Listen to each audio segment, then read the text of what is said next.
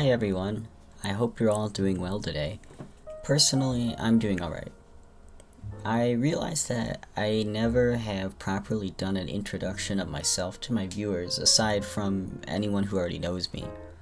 Although I don't have any particularly outstanding skills or talents that could bring me internet fame, I'm fascinated by the pursuit of gaining a following through mediocre YouTube content at best.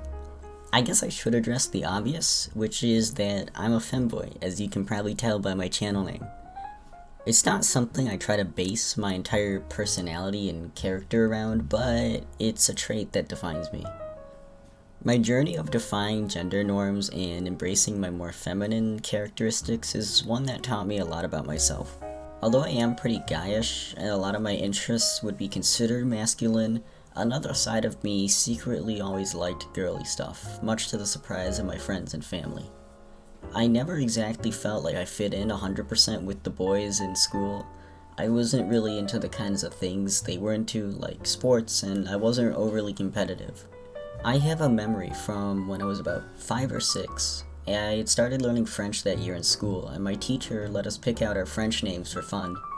I remember that I picked a girl's name. I didn't think much of it. It did embarrass me a little bit, but I also liked having this alternate identity as a girl. Obviously, little kids don't fully understand gender norms, but they do have a basic understanding of social roles boys and girls play in society. When I was about 13, I first started seriously thinking about my gender identity. I noticed that I felt slightly uncomfortable with my identity as a male, and at the same time though, I didn't feel 100% female either. I wanted to express myself as more androgynous, although I was afraid to open up to myself and other people about my feelings. Slowly, it's something that ate away at me until the realization hit me that I wasn't happy with myself. It was a journey, but slowly I opened up more and more to my friends and my family, but most importantly, myself.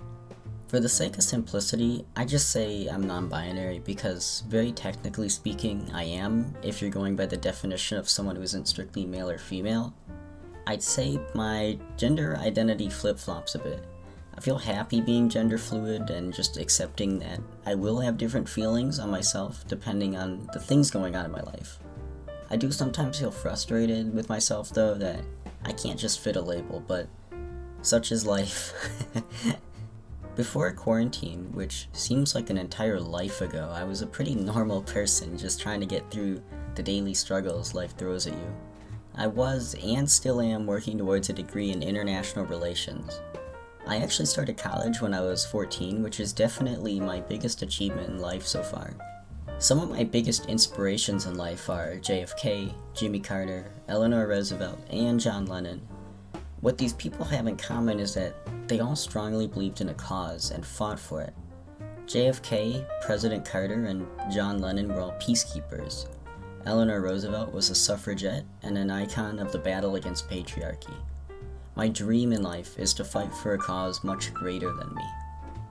I know I seem slightly dull as a person, but I promise I have more interests. Before quarantine, I was an amateur ceramist. I used to love going into my ceramic studio every week.